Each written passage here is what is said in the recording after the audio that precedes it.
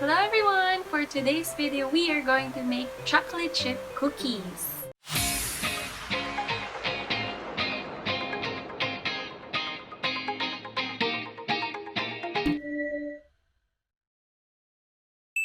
But before we proceed, I just want to share with you how I started baking cookies. It was my son's first birthday and simple celebration lang siya. Sa Jollibee lang namin siya sinelebrate. Just a few friends. Almost everyone knows that I'm baking. And I don't know if I'm just the only one. You get that feeling na pagka may mga party or may event, parang they expect na meron ka mga baked goods doon.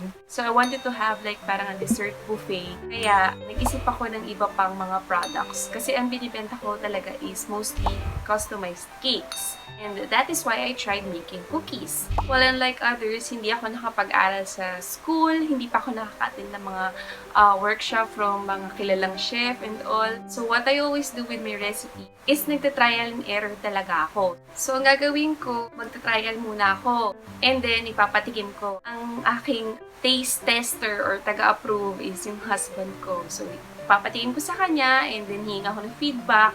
Basta kapag umokay sa kanya, then maghahanap pa ako ng mga ibang trusted kong tao. Hingi din ako ng feedback. So, ipapatikim ko sa kanila. Para makakuha ako ng idea kung okay na ba or kailangan ko pa mag-adjust. With these cookies, kasi hindi pa ako marunong mag-bake no ng cookies. So, malapit na yung birthday ng anak ko. So, nag-trial and error ako. Siguro mga nakatatlo, 4 akong beses. Kasi pagka parang matamis, i-adjust ko. Parang masyadong matigas, ganyan. Parang kulang sa chocolate chips. Parang sobra naman sa chocolate chips. So, I adjust. And then, kapag nakuha ko na yung final, yung gusto kong lasa, and gusto din ng husband ko, then, nagpa-free taste ako, nagustuhan din nila. So, yun na yung gagamitin kong recipe. And that is why I have this chocolate chip cookies recipe. Yun yung history ng chocolate chip cookies na recipe ko. And I want to share it with you, as well as the tips na kailangan yung malaman. Because as easy it is may seem, meron pa ring mga factors na kailangan tayo i-consider para ma-achieve natin yung gusto natin na chocolate chip cookies. And for me personally, I would love the chocolate cookies to be a bit chewy, tapos moist. Gusto ko rin yung kahit ilagay sa ref, masarap pa din siya. So, this recipe is intended for those na wala pang natatry, or may natry na, nahihirapan, or naghahanap pa. So, I'm sharing this recipe for you para hindi na kayo mahirapan or para at least may idea din kayo. Siyempre, alam ko hindi pa rin mawawala yung mga tanong sa comment section na magkano po pwede ibenta, magkano po yung ingredients. So, uunahan ko na po kayo. I made a video about costing. You may want to check that para malaman nyo kasi even if I say na ganito ko binibenta, it doesn't mean na dapat ganun nyo din ibenta or na tutubo din kayo doon. Kasi iba-iba yung ingredients na ginagamit natin. So, importante that you really do your costing. Please go ahead and check that video. Click this link para makita nyo kung paano yung tamang way ng pag-costing. And of course, may mga magtatanong din sa inyo about substitutes. So, always check the pinned comments. If ever na may nakalimutan akong banggitin, ilalagay ko po sa pinned comments. And I also recommend that you please backread po. Let's make it a reading habit yung mga previous comments kasi baka yung tanong nyo nasagot na sa ibang mga comments. So, yun po. Now, let's go ahead and make the chocolate chip cookies. Before we proceed, I just want to share this with you kasi may mga nag-message sa akin regarding this chocolate crinkles recipe and they seem to have a problem. But we actually worked it out. Nalaman ko na kung ano nangyari. And I want to share this with you para yung mga iba alam din nila. So, when we say measuring cup, I have here this and I also have this. So, ito pong measuring cup na to is used for dry ingredients such as sugar, flour, confectioner sugar, cocoa. Ito po yung mga ginagamit. Yan. So, may magkakasama yan. May mga teaspoon din. If may budget kayo, I suggest ang bilhin nyo is yung magandang klase, yung stainless, kasi it lasts longer. Ako wala akong budget, so nandito lang muna ako sa ngayon. And with this one naman, so kung nakikita nyo, sira na siya at naghihingalo na, nakakalungkot talaga kasi nung piniprepare ko na tong recipe natin, nakita ko na putol na siya. So, malapit na siya magpaalam. Huwag naman muna kasi marami pa akong i-share na recipes at wala pa akong budget pambili. Okay, so, makikita nyo, magkaiba siya. This is called liquid measuring cup. Ito yung ginagamit kapag mag-measure tayo ng oil, ng milk, yan, water. So, basta kapag liquid, ito po yung gagamitin natin para malinaw, okay? Now, let's proceed. So, kailangan natin ng 1.5 cup ng flour. 1, 2, 3. So, kung mapapansin nyo, ang gamit ko ay half cup. Usually, ganun ako pagka nagbe-bake. Tinitingnan ko yung recipe ko. Kung 1/2 cup, ang ginagamit ko is half cup. Hindi na ako gumagamit ng 1 cup tas half cup. Kasi sayang sa hugasan eh. Alam nyo naman, magastos sa hugasan pag nagbe-bake. And then, half teaspoon of salt. 1 teaspoon of baking soda. And 3/4 cup of chocolate chips. Some of you might ask how to store chocolate chips. You need to put it in airtight container, tapos wag sa maliwanag. Pwede siya sa room temperature, pero kapag mainit yung panahon, tabi nyo siya like sa cabinet. And wag nyo siyang ididikit sa mga ibang ingredients nyo na matapang ang amoy. Like yung cheese, for example, kasi maa-absorb yun ng chocolate. Okay, so we just blend this. Alam ko, may mga magtatanong talaga, pwede po bang walang baking soda? Paano po pag walang baking soda? Alam niyo po, napakadaling bilhin ng baking soda. Kasi hindi lang siya ginagamit sa pagbibake. Ginagamit din yan sa paglinis. And many other things. So, bumili kayo sa tindahan lang, meron yan. Sa grocery, napaka-importante ng baking soda kasi it helps in spreading the cookies para evenly yung kanyang pagbagsak. So, ilalagay natin dito yung chocolate chips para maging even ang kanyang distribution. Yan. Tapos, isi-set aside muna natin. We are going to need 2/3 cups of brown sugar packed and 1/3 cup of white sugar. Merong mga nagtatanong sa akin, kasi syempre hindi naman lahat maalam sa pagbibake, lalo na yung mga nagsisimula. So, I had this questions na nag-PPM sa akin, tinatanong paano mag-measure ng half cup, 1/3 cup, 2/3 cup. So, this is 1/3 measuring cup. Pag sinabing 2/3, dalawa po nun. Para siyang yung piso, hatiin mo sa 3, 33 cents, di ba? So, yung piso, hinati mo sa 3, yan, 33.33, so lahat sila, yan, 1 cup yan. Paano naman i-measure yung 1/4 cup? Ito yung 1/4 cup. Pag sinabing 3/4, 3 ng 1/4. So, para hindi kayo malito, ito mas madali, para mas matandaan nyo. So, piso, parehas piso, ito 4 na 25 centavos, ito 33.33 centavos. Pero parehas yan piso. Meron din kasi na sobrang excited siya na gumawa ng chocolate crinkles. Nagkamali siya ng measurement. Ang nagawa niya is 1/3 cup instead of 1/4 cup ng oil dun sa akin chocolate crinkles. So, kung mapapansin nyo, sira-sira ng aking measuring cup. Okay. Pero kaya pa naman yan. Wala pa akong pambili ng bago. Ito yung 1/4. Ito yung 1/3. So, baka malito kayo mas marami ang 1/3 kaysa sa 1/4. Kasi, syempre, sabi ko nga kanina, 25 cents na 4. Tapos, ito ay 33 cents. Syempre, mas marami to. 33, diba? Versus 25. Ganun po yun. Okay? Pag may tanong kayo, comment down or you can also message me. May magtatanong din, pwede po bang white sugar lang? Pwede po bang brown sugar lang? Paano po kapag walang brown sugar? Okay, so dito sa recipe na to, mas marami ating brown sugar. Kung mapapansin nyo, kapag hinawakan nyo yung brown sugar, it's malagkit compared to white sugar. That is because of the molasses na nasa brown sugar. The brown sugar gives a richer flavor sa ating chocolate chip cookies and makes it more chewy. So, kung mas type nyo yung chewy, this chocolate chip cookies is good for you. Pero kung gusto nyo crisp, pwede kayong mag-adjust. Pwede nyo gawing mas marami yung white sugar. This one is buttercup, this one is golden crown. So, kung mapapansin nyo, nakalagay dito, rich tasting margarine, and ito ay butter compound. Now, what we need sa ating recipe is butter compound. But, I am not using this brand for this recipe. So, iba ang ginagamit ko.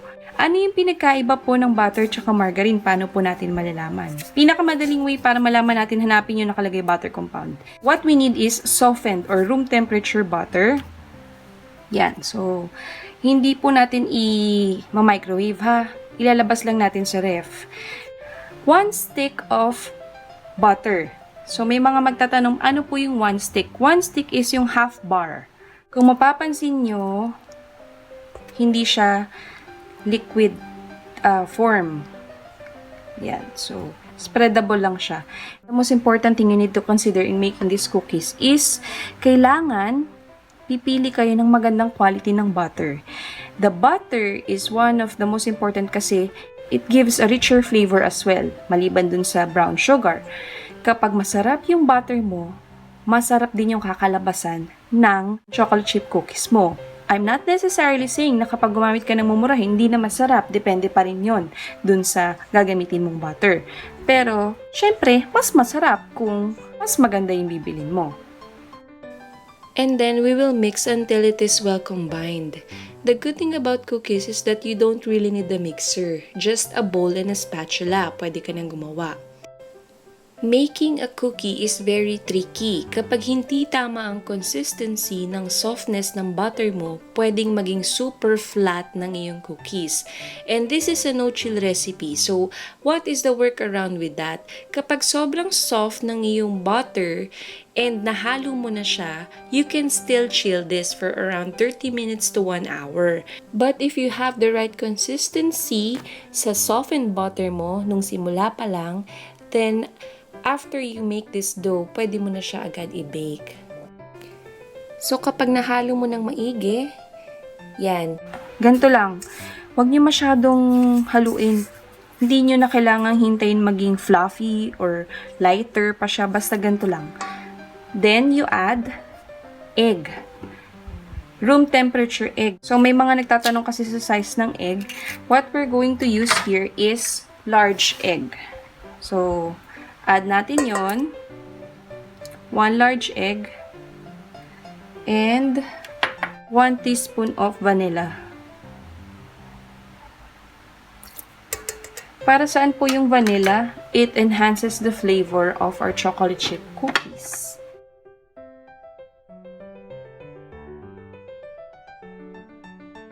And then, mix lang ulit natin siya. May mga magtatanong, pwede rin po bang mixer? Yes, pwede, but do not overmix kasi baka maging cakey ang kalabasan. And you don't want that. Ako gusto ko chewy. Ayoko ng cakey kasi sana cake na lang yung ginawa ko. Okay. When it is well combined, add na natin yung ating flour mixture.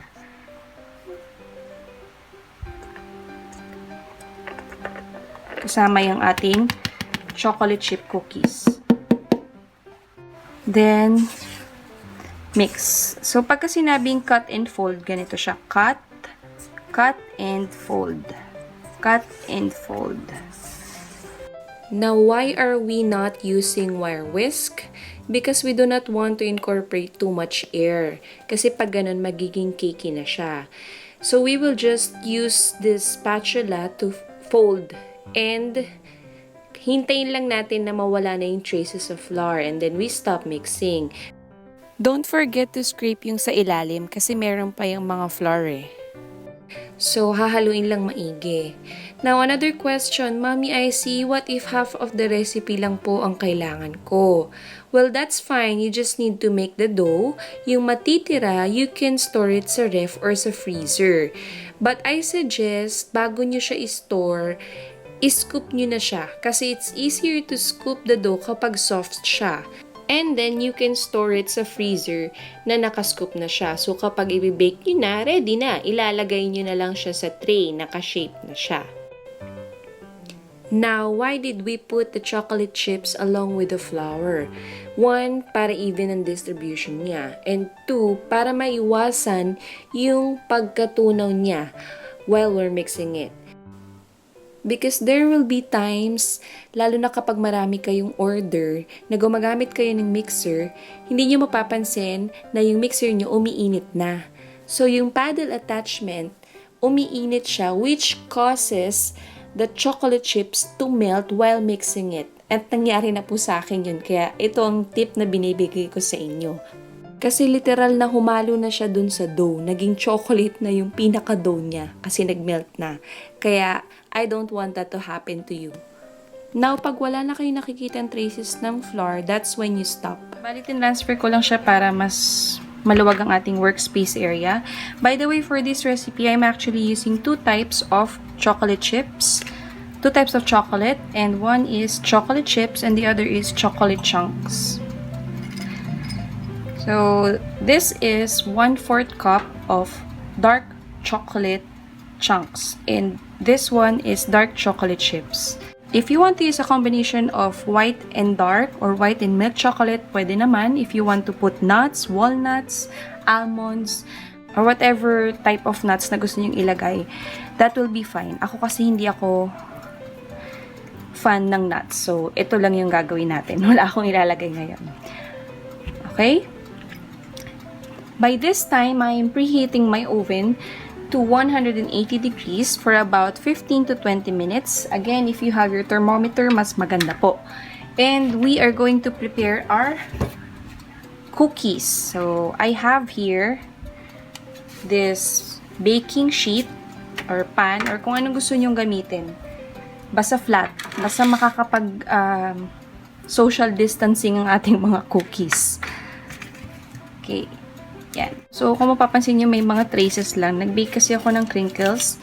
And, medyo masinop. Si Mami Icey, ayaw niya nang masyadong tapon ng tapon. Hanggat kaya pang magtiis ng ating grease-proof paper, ginagamit ko pa siya. The good thing about cookies is pwede mo siyang i-prepare ng ahead of time. For example, gagawa ako ng marami nito kasi for birthday, ganyan. Pwede mo siya i-store sa ref, basta kapag i-bake mo na siya, itaw mo siya for like 20 to 30 minutes bago mo gamitin. And, pwede mo rin siyang ilagay sa freezer para mas matagal yung life niya. Kapag sa freezer, kahit 1 month, kapag sa ref lang, wag nating masyadong patagalin. Okay? Pag hindi pa natin lulutuin, ilagay na lang natin sa freezer. Yan. First, gawin natin tong traditional. Or, di ko alam kung traditional to. Pero, ito yung usual na way. Madaling way. Yan. And then, lalagay lang natin dito. And we make sure na meron siyang even spaces. Okay? Huwag nating masyado isasagad kasi magsispread pa yan.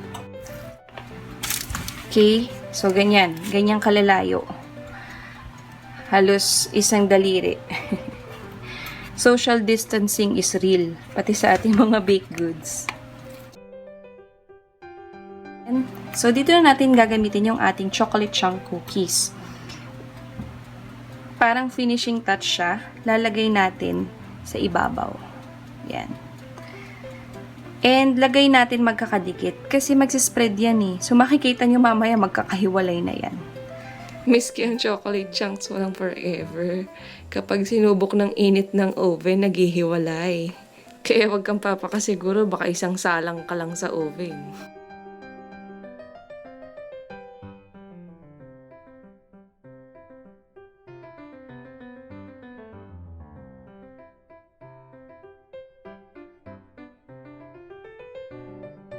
Let's place it in a cooling rack para mag-circulate ng maayos yung air at walang matrap na moisture.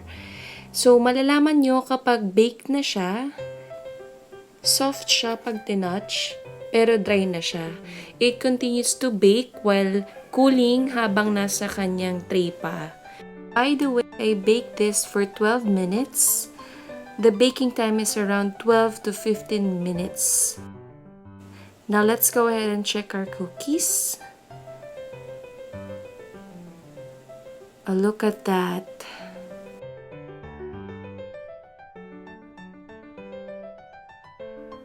So that is our chocolate chip cookies recipe. Thank you so much for joining me. I hope na marami kayong natutunan. For your request, please go ahead and comment down. If you have tried this recipe, share to us the outcome by leaving a comment. You can also send photos in my social media accounts. It's in the description box below.